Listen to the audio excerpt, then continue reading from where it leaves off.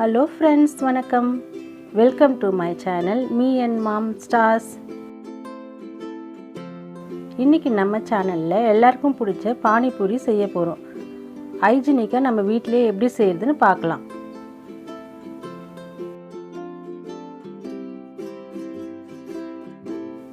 பானிபூரி செய்ய ஃபர்ஸ்ட் பூரிக்கு மாவு ரெடி பண்ண போறோம். அதுக்கு 1 கப் ரவை, 3 டேபிள்ஸ்பூன் மைதா, 2 டேபிள்ஸ்பூன் ஆட்டா. ரவையை மிக்சியில் போட்டு பவுடர் பண்ண போகிறோம். பவுடர் பண்ணியாச்சு. அதை ஒரு பவுலில் மாற்றிட்டு அது கூட மைதா, கோதுமை மாவு ஆட் பண்ணிக்கோங்க. அதுக்கு தேவையான அளவுக்கு உப்பு, கிட்டத்தட்ட 1 ஸ்பூன் உப்பு பிடிக்கும்.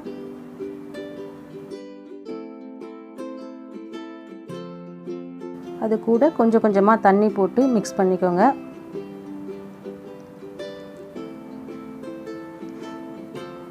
இது கொஞ்சம் கட்டியாக இருக்கணும், சாஃப்டாகவும் இருக்கணும், அந்த அளவுக்கு பிசையணும். ரொம்ப தண்ணியாக பிசைஞ்சிடாதீங்க.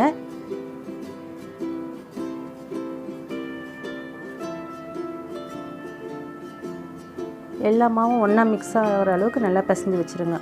இந்த மாதிரி பிசைஞ்ச உடனே அது மேலே 1 ஸ்பூன் ஆயில் போட்டு அதையும் நல்லா மிக்ஸ் பண்ணிக்கோங்க. இப்போ மிக்ஸ் பண்ணியாச்சு. திருப்பி 1 ஸ்பூன் ஆயில் போட்டு இந்த மாவை ஒரு 10 நிமிஷம் ஊற வைக்க போகிறோம். அதுக்கப்புறம் அடுத்த ஸ்டெப் புதினா தண்ணி எப்படி செய்கிறதுன்னு பார்க்கலாம். அதுக்கு தேவையான பொருள்: புதினா 1 கப்பு, கொத்தமல்லி 1 கப்பு, 1 பச்சை மிளகாய், 1 துண்டு இஞ்சி சின்ன சைஸு, 2 பூண்டு பல், ½ லெமன். இதை புழிஞ்சு அரைச்சி எடுத்துகிட்டு வந்துடலாம்.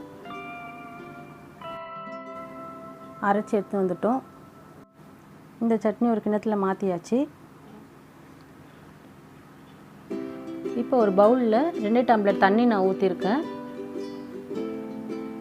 அதில் நம்ம அரைச்சி வச்ச புதினா சட்னியை ஊற்ற போகிறோம்.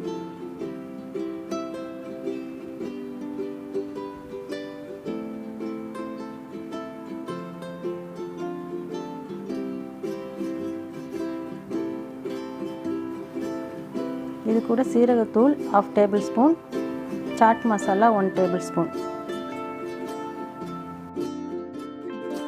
தேவையான அளவு சால்ட் ஆட் பண்ணி நல்லா மிக்ஸ் பண்ணி இதை தனியாக எடுத்து வச்சுக்கோங்க. இந்த புதினா தண்ணி லைட் க்ரீனாக வரணுன்னா நம்ம அரைக்கும் போது லெமன் போட்டு அரைக்கணும். அதுக்கப்புறம் லெமன் போட்டிங்கன்னா டார்க் க்ரீனாக மாறிடும். அடுத்தது ஒரு ஸ்வீட் சட்னி பண்ண போகிறோம். அதுக்கு தேவையான பொருள்: புளி ½ கப், வெல்லம் ½ கப், 2 டம்ளர் தண்ணி ஊற்றி 10 மினிட்ஸ் வேக வைங்க. வெல்லம் கரைஞ்சி நல்லா கொதிக்கிற ஸ்டேஜில் நம்ம அரைக்க போகிறோம். இது புளி சட்னின்னு சொல்லுவாங்க, மீட்டா சட்னின்னு சொல்லலாம். இப்போது நம்ம இதை நல்லா ஆற வச்சு அரைக்க போகிறோம். அரைச்சின்னு வந்தாச்சு. இதை நல்லா வடிகட்டிடுங்க.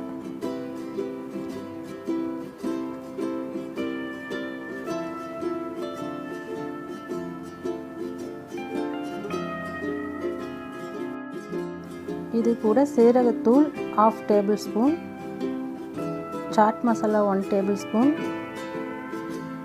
Chilli powder 1 table spoon, ginger powder 1/4 table spoon. நம்ம சேனலில் செஞ்ச ஜிஞ்சர் பவுடர் யூஸ் பண்ணுறோம். தேவையான அளவுக்கு சால்ட். புளி தண்ணி நல்லா கொதிக்க வைக்க போகிறோம். இந்த மாதிரி மிக்ஸ் பண்ணி விட்டுட்டே இருங்க. இதை ஒரு 10 மினிட்ஸ் மிக்ஸ் பண்ணிகிட்டே இருந்துட்டு இந்த மாதிரி சாஸ் பதம் வந்ததும் இறக்கிடலாம். அடுத்தது உருளைக்கிழங்கு மசாலா பண்ண போகிறோம். அதுக்கு வேக வச்ச உருளைக்கிழங்கு 2 எடுத்து மசித்து வச்சுக்கோங்க. இன்றைக்கி நான் உருளைக்கிழங்கை மேஷ் பண்ணுறதுக்கு வீட்டில் இருக்கிற தேங்காய் துருவலே வச்சு தான் யூஸ் பண்ணுறேன். நீங்களும் இந்த மாதிரி வீட்டில் இருக்கிறதே வச்சு யூஸ் பண்ணலாம். ஒரு ஆனியனை பொடிசாக கட் பண்ணி இது கூட ஆட் பண்ணலாம். சாட் மசாலா ½ டேபிள் ஸ்பூன், சீரகத்தூள் ½ table spoon, red chilli powder 1 table spoon, 1 table spoon மல்லி, கொத்தமல்லி தழையை ஆட் பண்ணிவிடுங்க. இது எல்லாத்தையும் மிக்ஸ் பண்ணுங்கள் உப்பு போட்டு.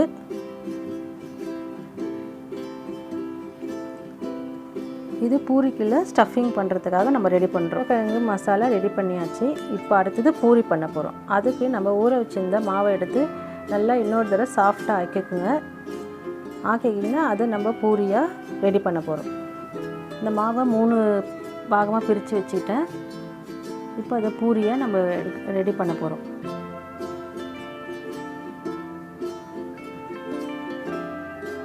திக்னஸ் வந்து 2 ரூபாய் காயின்ஸ் அளவுக்கு திக்னஸ் இருந்தால் போதும் பூரியோட அளவு.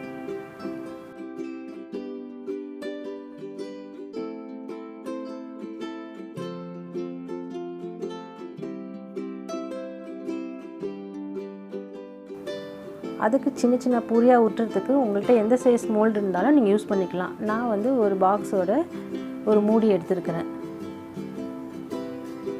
அதை வச்சு தான் நான் பண்ண போகிறேன்.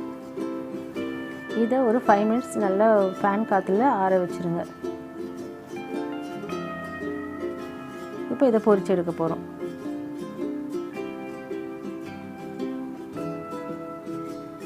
இந்த மாதிரி பூரி போட்டவுடனே உப்பி வரணும். நீங்கள் ஒரு 2 3 கூட போட்டு எடுக்கலாம். அதை கொஞ்சம் ப்ரெஸ் பண்ணி விட்டிங்கன்னா மேலே புஷ்ஷுன்னு வந்துடும். இந்த மாதிரி எல்லா பூரியும் நம்ம ரெடி பண்ண போகிறோம். பானிபூரி சாப்பிட ரெடியாக இருக்குது. இந்த மாதிரி நீங்கள் அரேஞ்ச் பண்ணி சாப்பிடுங்க. பானிபூரி செய்ய ரொம்ப கஷ்டம்னு நினைக்காதீங்க. அது ரொம்ப ஈஸியாக பண்ணிடலாம். இந்த மாதிரி நீங்கள் பானிபூரி வீட்டிலே ட்ரை பண்ணி நீங்கள் குழந்தைங்களும் நீங்களும் சாப்பிட்லாம். ஹைஜீனிக்காக வீட்டிலே சாப்பிட்றது நல்லது.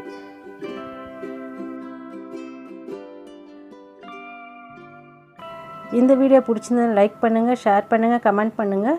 மீ அண்ட் மாம் ஸ்டார்ஸ்க்கு சப்ஸ்கிரைப் பண்ணுங்கள். சுவையாக சமைங்க, அளவாக சாப்பிடுங்க. தேங்க்யூ.